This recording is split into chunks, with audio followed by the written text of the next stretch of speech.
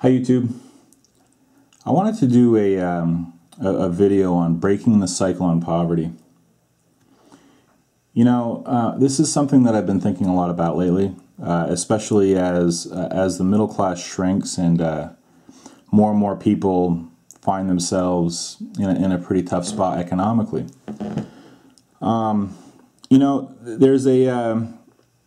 There's a poster on Kitco forums. His name is Captain Silverton. And a lot of what he talks about really resonates with me. He knows a lot about silver, but a lot of people know a lot about silver and gold. What resonates with me is that his grandfather was a big precious metals guy. His father was a big precious metals guy. And now Captain Silverton, I believe he's in his 50s or so, is basically his own man because he has had a generational wealth and knowledge passed down to him, and it's pretty inspiring, and he lives the life that I can imagine now that a lot of us kind of envision when we're that age. Freedom, no longer punching the clock. He works, but it's not like, work, right? It's kind of like, like I picture a Big Silver One, right? Being his own man and doing his own thing. And, he's making money, but he's doing it for himself. Captain Silverton goes around buying up collections and breaking them out and selling off parts kind of thing. But it's the family legacy that really speaks to me. Having silver and gold just be, part of his family's DNA, the way that it was, and how, how he has felt the effects and things that he can do for his children and grandchildren now. Okay, fair enough. Whenever I'm a youth baseball coach, and I like to coach my son's teams when he plays baseball. And one of the things that I always told the kids is go home tonight and just pick up a baseball. Just pick it up. Feel it in your hands, throw it into your glove, toss it up in the air, catch it. And what I always told them is every single time you touch a baseball, you become a better player. I understand these are, little kids. So in theory, it's kind of true, right? Every time they do a baseball activity, their skills develop, their motor skills develop, the muscle memory, that everything kind of comes together. And it's something that I really encourage the kids to do. And I treat silver in my household kind of the same way. I'm always, not always, but we spend a lot of time discussing it, talking about the math behind it, doing calculations, looking at it, discussing its role in history. And this is with both my kids. And some of the concepts are over my daughter's head. That's fine. That's fine. She can just sit there mesmerized looking at her beautiful coins while I'm talking to her. But I figure every single time that I spend time with my kids talking about money, they really start to grasp it. And what I try to do is I try to make it so that my kids understand that they have to work for it.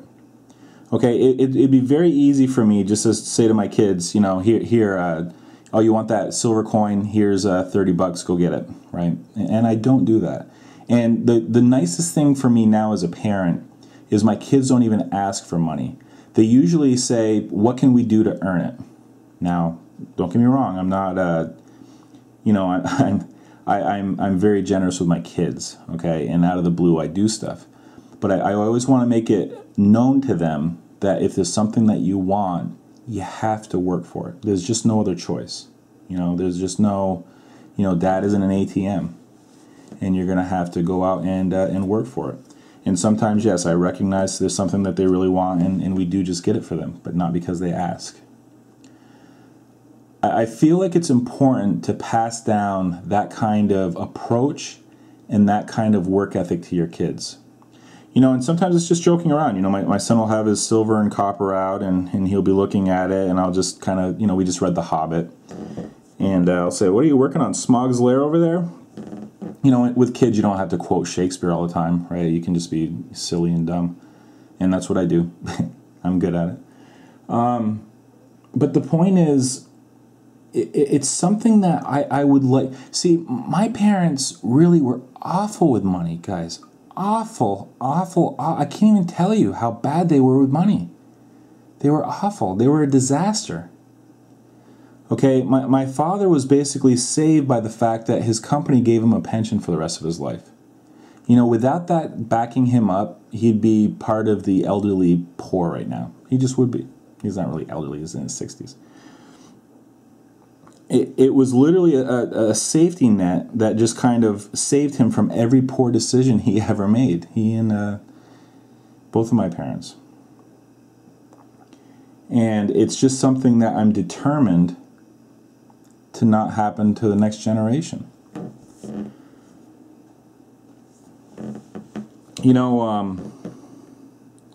So I guess that's to kind of setting up everything here, the education piece, breaking the cycle.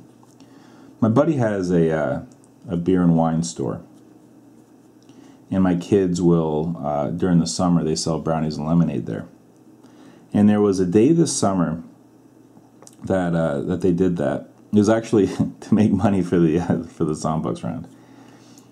And what I did is I hung out in the store and I talked to my buddy's dad quite a bit. I mean, I was there for literally, the kids did it for like 4 or 5 hours. And I can't even tell you how discouraging it was standing there. Because it was literally a conga line of the poorest people in town coming in completely broken and buying beer, cigarettes, and lottery tickets. Guys, no exaggeration. It was all morning long. People that I know have kids, people that I know don't have jobs, and honestly, none of them have even worked since I've been in this town. And it's literally just a conga line of broken people, caught by the trappings of poverty. Just blowing their money literally. A pack of cigarettes is $6.50. And there was one guy who literally came in with a lottery ticket and he won like $35. And he changed it in. He bought himself a pack of cigarettes and took the remainder of the money and just bought all lottery tickets with it. Again, rinse and repeat. And I kind of just shook my head. I was like, this is just... this is beyond sad. So these are the role models in these kids' lives. These are the people that they look up to. These are the people that are setting the boundaries in their lives. This is why we have a generational poverty problem.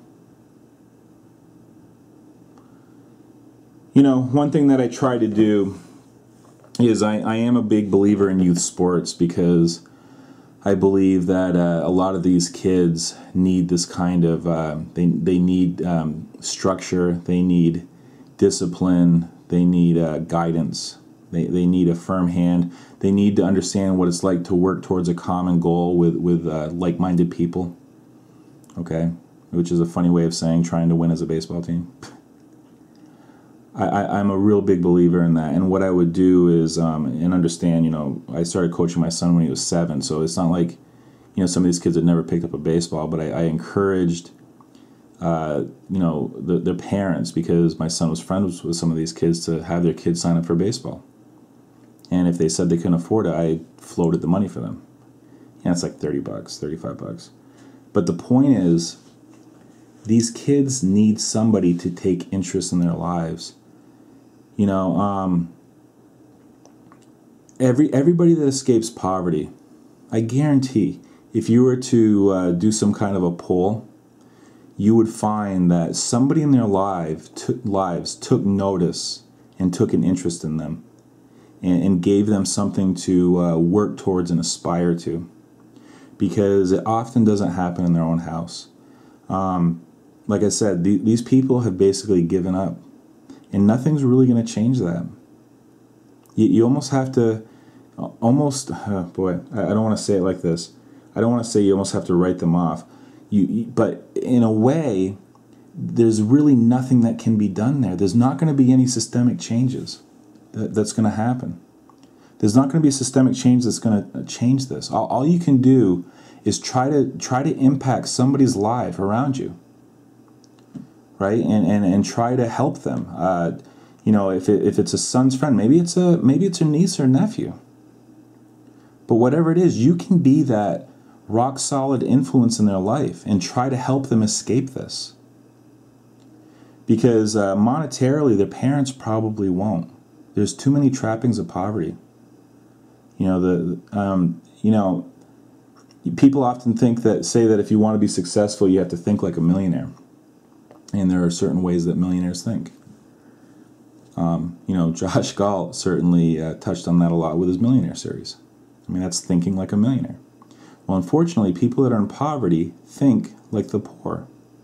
Okay? And in many ways, for them, thinking about the future is a luxury they can't afford. They're day to day. And if you ever want to have any kind of wealth at all, you kind of have to think ahead. And that's kind of what we're doing, right? With silver and gold.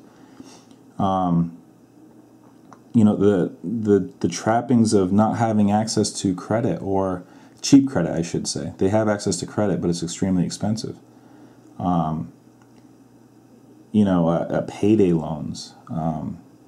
It's just, and also just the cycle of dependency. It's just a helplessness. And you almost have to think, if we want to help break this problem, we can only do it by helping somebody one or two at a time.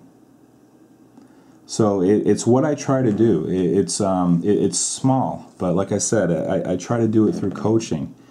A lot of my son's friends, some of them definitely don't have a lot of money, and what we try to do is we try to give them a small experience that normally they don't get to do. Maybe it's just going to the movies, I would just like to encourage you guys to try to make a difference in somebody's life. Try to be that person that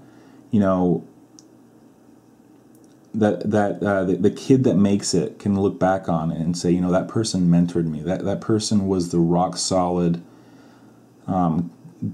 presence in my life that I needed when I needed it the most. And it's kind of there's no solutions here, unfortunately. I really believe that basically our system is a big game of musical chairs. Honestly, and you can't just get angry at the person that loses when the chair is removed. I hate to say it, I know it's pretty easy to beat up on poor people, but it's funny how the rich are making all the rules that are putting the system in place. It's really disappointing in some ways that nobody ever says, I want things to be harder for my kids. And yet, when was the last time as a country we made any kind of sacrifice for the present, for the betterment of the future? I can't think of the last one. I'm a little bit ashamed of how we're behaving today, and how we're just kind of kicking that can. I know it's a cliche, but it's been said a million times, and that's all we're doing, is we're passing these problems on to the next generation. And how well equipped will our kids be to deal with it? So that's something that whenever I try to make extra money, whenever I get that extra ounce of silver, it's really something that I have an eye towards the future there, and trying to. Now, I'm not poor, and my parents weren't poor, but I'm trying to break the cycle of financial ignorance. Okay, and to have some wealth that may be passed down to generation, and also to equip my kids to handle it. I don't want them to, yeehaw, I'm 25 and I just got 1,000 ounces of silver, I'm just going to go blow it. Okay, I'm trying to, Yeah, and with kids, I mean, you never know. You can do all the right things, you can pull all the right levers, and they still meet that one bad seed, and that's it, right? But just something to think about. I'd like to hear from you guys. You certainly brought your A game yesterday in the comment section. If there's anything that you think of that could work from a, helping out the poor, I'd like to hear it. I'd like to hear some solutions. But it's just more and more people today are being pulled down, and it's tough to see. It's discouraging. All right, I'll talk to you later.